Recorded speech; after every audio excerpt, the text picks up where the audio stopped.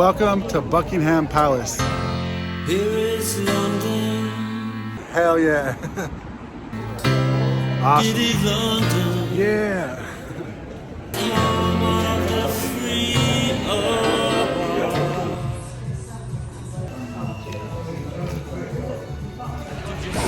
Jealousy in the eyes of the ones who like to stay behind.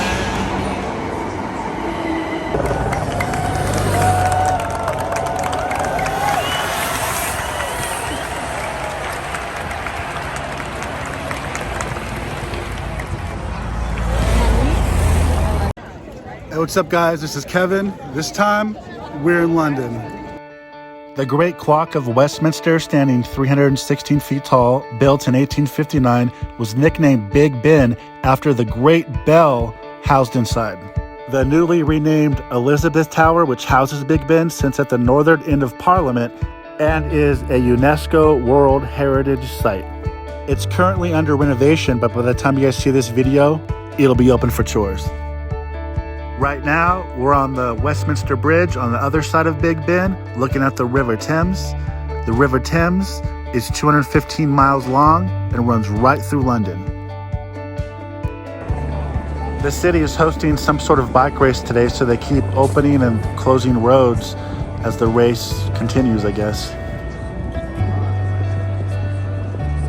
I guess with all the people out today, it was a good time for these people to protest the Ukraine war. And I'm not seeing any signs about King Charles, but definitely the war funder Joe Biden here in England they're calling out. Speaking of King Charles, less than a mile from where Big Ben is Buckingham Palace. So let's go check that out. This is the Queen Victoria Memorial. It's a big fountain with a bunch of statues with the golden winged victory on top. And there below you can see Queen Victoria sitting. It's basically just a huge, nice, beautiful fountain that people come and hang out in front of Buckingham Palace, which you can see right there in the background.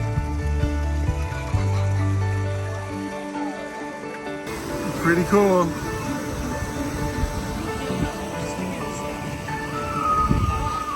This is the official London residence of the monarchy since 1837.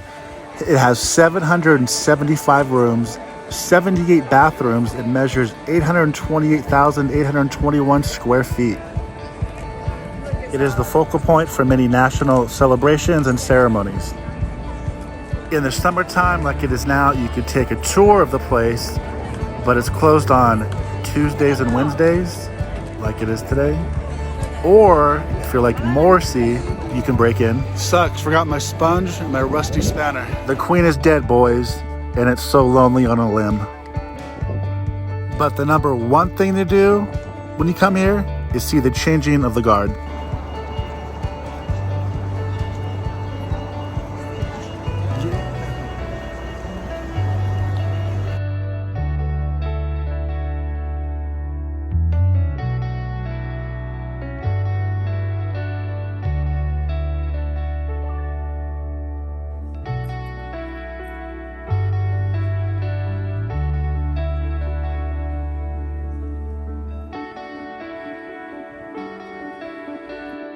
To get around London, you're going to take the Underground, which is a subway pretty much everywhere you want to go.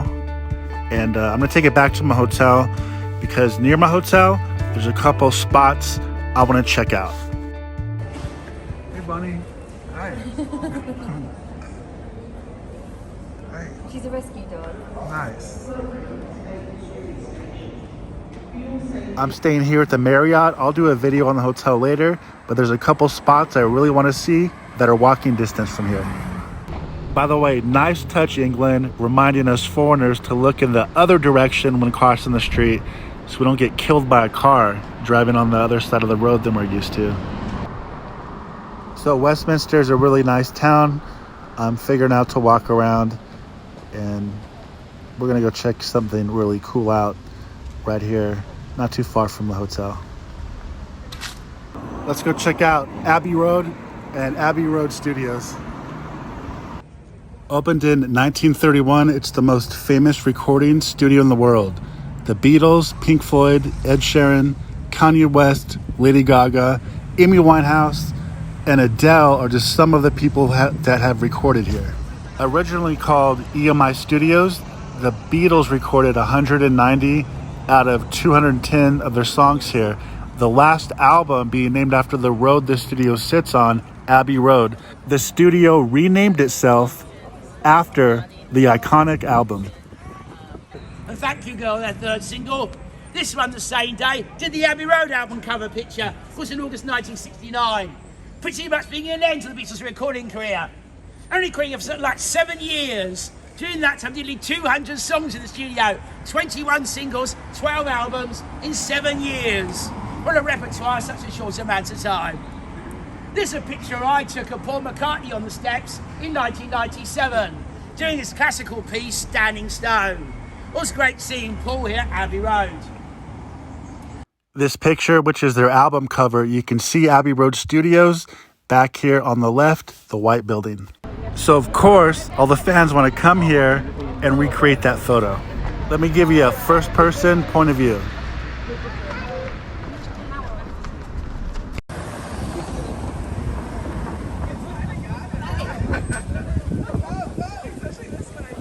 It's a busy road and everybody's trying to get that photo. So people are constantly running across the road and trying to dodge traffic, and a lot of times cars are waiting on people. Abbey Road is still a working studio, so they don't let tourists come in, but right next to it, here we go, we're gonna explore the gift shop. On the way in, you'll see certain historical milestones from the studios, like in the 1950s, they recorded Queen Elizabeth II's coronation through a landline. In the 60s, the Beatles, of course. In the 70s, John Lennon did Imagine, and Pink Floyd recorded Dark Side of the Moon here. In the 80s, they recorded their first film score, which was for Indiana Jones, Raiders of the Lost Ark. In the 2000s, work began on the Harry Potter score.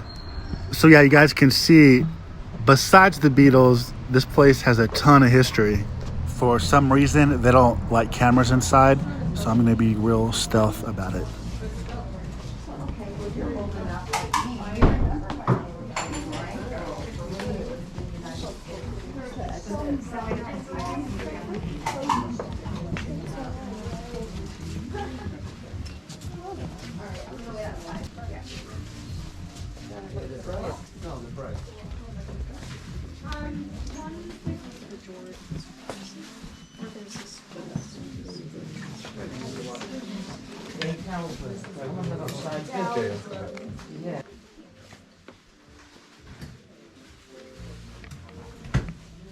So you guys can kind of see they have all things Beatles here, but then they also have other stuff that is associated with the studio as well, like this Pink Floyd book.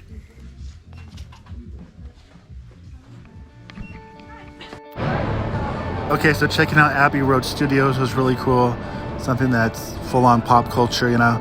But on the other side of the hotel where I came from, or whatever, about a 45-minute walk back from there, there's another I wouldn't say pop culture, but culture icon that I gotta check out. And according to my Google map, it should be right, yep, it's right here. And here we are in London, doing a little walking tour, did a little research, walked for about, 40 minutes or so, and I found it.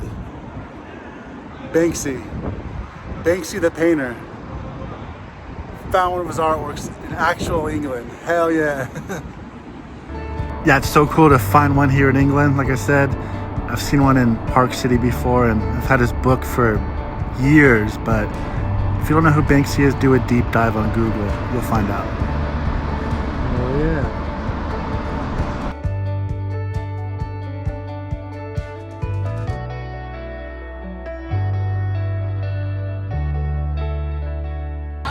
Welcome to the hotel, guys. Northwest London, Kilburn, the best pub ever. Norberg sure is right, and this place has the best fish and chips ever. It's actually the next day. I was here last night after the Banksy painting. I came back because the place is so good. Yeah, everybody's here watching the game, which I'm not into, but what I am into is a fresh pint of Guinness and some fish and chips I'm gonna try out. I'm gonna try to show this, right?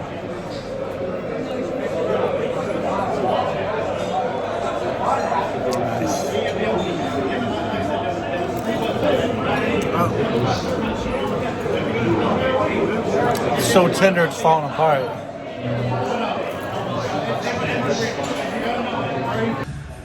So yeah, this place just became one of my new favorite restaurants on the planet. This place is so good.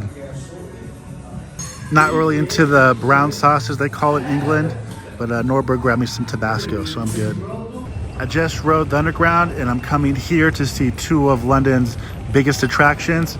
And to pay for the Underground, I have my Oyster card, which you can preload, tap in and tap out to go. But heads up, you could not even buy that card and just use a credit card with a chip in it and do the same thing. Walking almost to the destination, I saw a Five Guys burger, so I ran in to actually use the bathroom.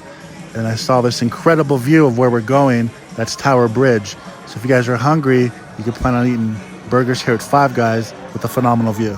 And here we go, we made it to Tower Bridge.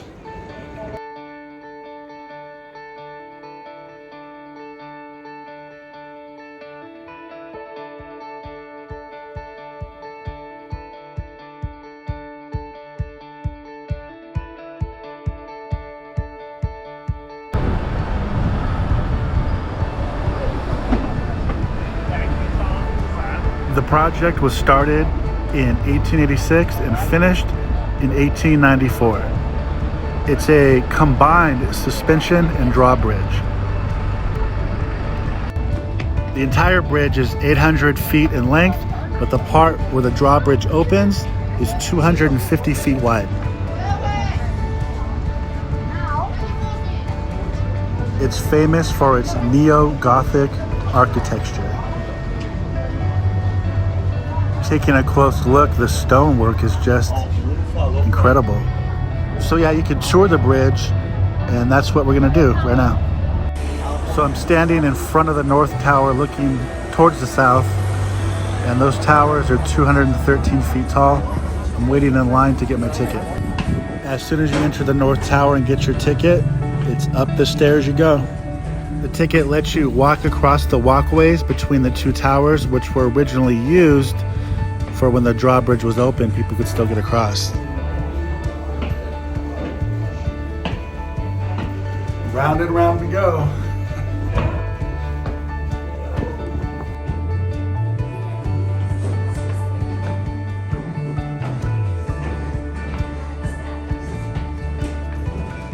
As you climb up, you start to see a story starting to unfold about the history of the bridge being built.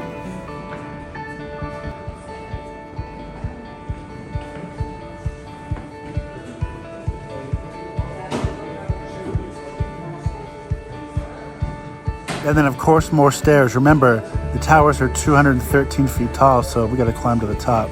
I keep seeing this little cat character around.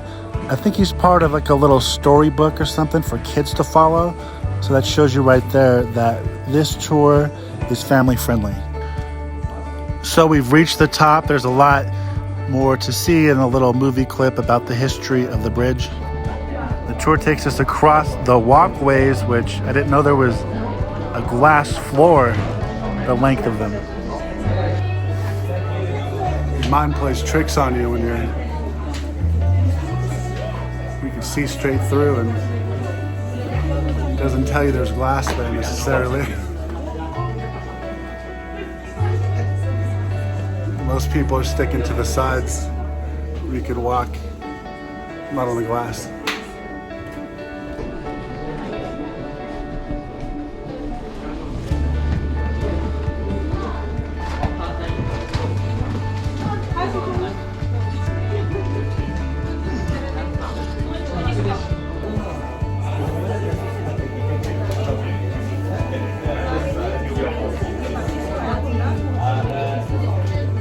Wow. So here we go, we're going back the other way, but we just came from this one on the other side. So kind of doing a U-turn. You get to see the other side as well. And of course, we're over the River Thames, looking upriver west. So if you follow that up, you'll be right there by Big Ben and Parliament again. And down here to the north, you can see London Tower. We're gonna go to this top attraction next.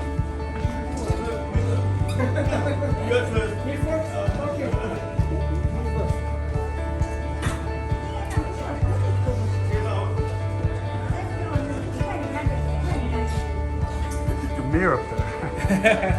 Ship out. Yeah. Ooh, I heard a crack. It wasn't from here though, it was from somebody. Mine's playing games on me. Mirrors on the ceiling trip you out. Then you get to the end and it turns you around to go check out the engine room. So we got back to the South Tower after the walkways and then walked all the way down, and they said follow the blue line all the way to the engine room.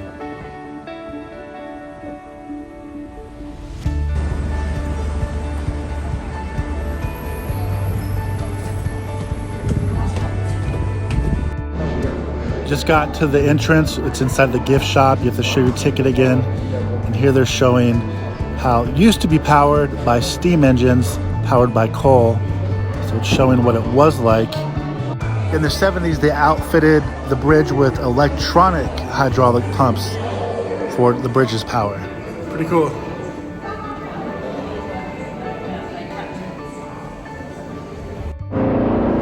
Here's that mischievous cat again.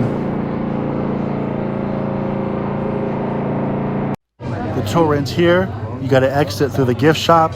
The other side of the gift shop's where you enter and show your ticket, then loop around to this point. And you want to see all the different things that you can buy for your experience.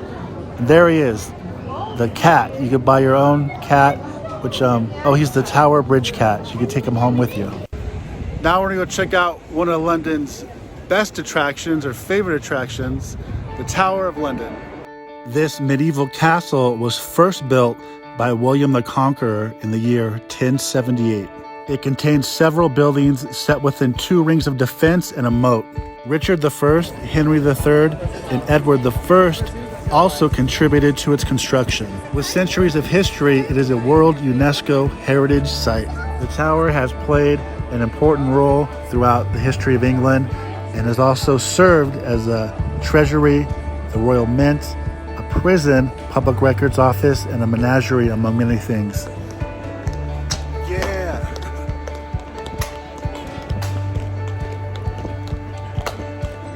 These tower guards aren't just for show, they're actually guarding the jewel house.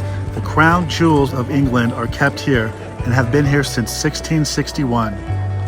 Among the 23,578 royal gems, the jewel house contains the Cullinan diamonds. Found in South Africa in 1905, the Cullinan diamond weighed an astounding 3,106 carats. Since the diamond was too large to put in any crown or anything else, it was split into 9 pieces, called Cullinan 1 through 9. It also yielded about 100 fragments. The line to get into the crown jewels is long, but we're gonna wait and go check out Cullinan number 1. About 45 minutes later, we've arrived to the front, and of course, no pictures or videos, which is code for don't get caught. But respectfully, I'll just show a little bit, okay? After seeing a few rooms, you end up on this escalator. Right here is the Cullinan number 1 diamond. It's placed in the Sovereign's Royal Scepter. The escalator kind of quickly moves you by. You get to see other parts of the crown jewels as well. But the cool thing is you can get back in line and do it as many times as you pretty much want. This is already my 4th or 5th time going by, and I swear when you go by and you just look inside that great Star of Africa, it is phenomenal. It is the definition of beauty and mesmerizing. Cullinan 2 and 3 are here as well. They're in one of the crowns, the 2nd and 3rd largest ones. But I failed to notice because I was so busy looking at the Star of Africa, the largest one. And I'm looking through my camera, and believe me, it does not do any justice the way these diamonds sparkle. It doesn't pick it up on the camera, maybe 1%, and that's it. Here I go again for the 8th or 9th time, just looking straight into it, and it is breathtaking, literally.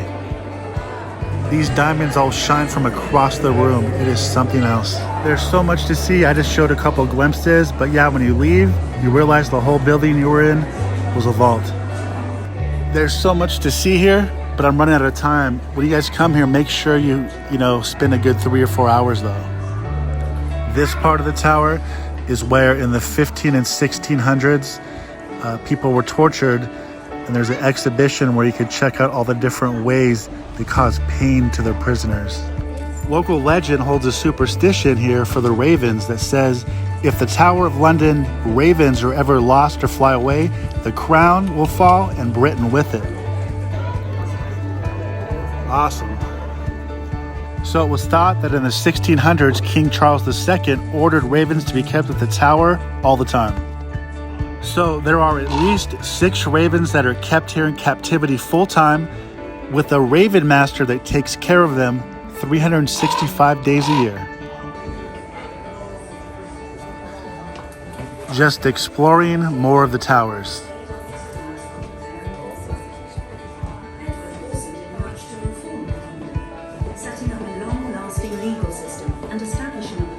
This is the royal bedchamber, and the bed is modeled after King Edward I's bed. If you guys saw the movie Braveheart, King Edward I was Longshanks. He lived here. And within the royal bedchamber, there's a little church here. I wonder if Longshanks actually used this church while he's killing all the Scotsmen. Crazy, huh?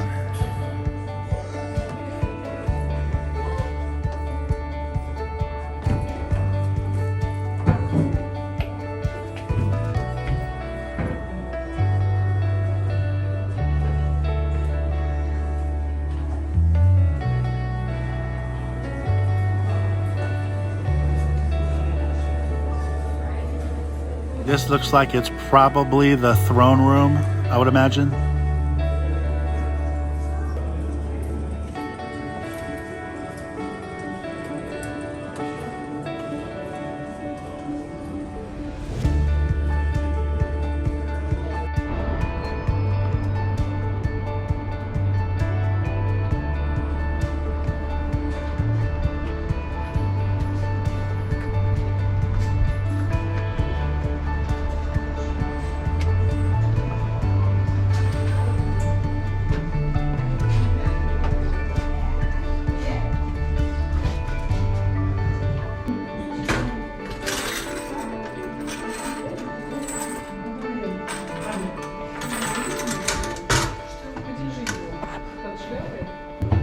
It must have been something being a guard back in the day with your helmet, your crossbow, and then your mesh for protection for sword fights. Crazy, huh?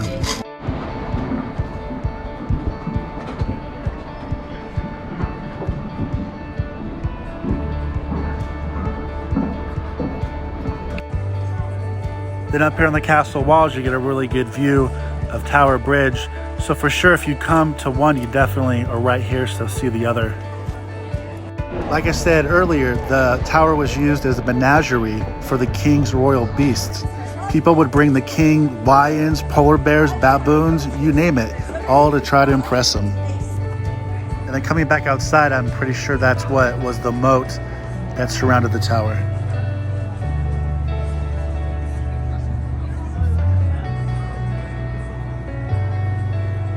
And of course, another beautiful shot of Tower Bridge. Well, I think I'll end the video here today. I hope everybody enjoyed the sightseeing around London, but stay tuned. Tomorrow is going to be a big day.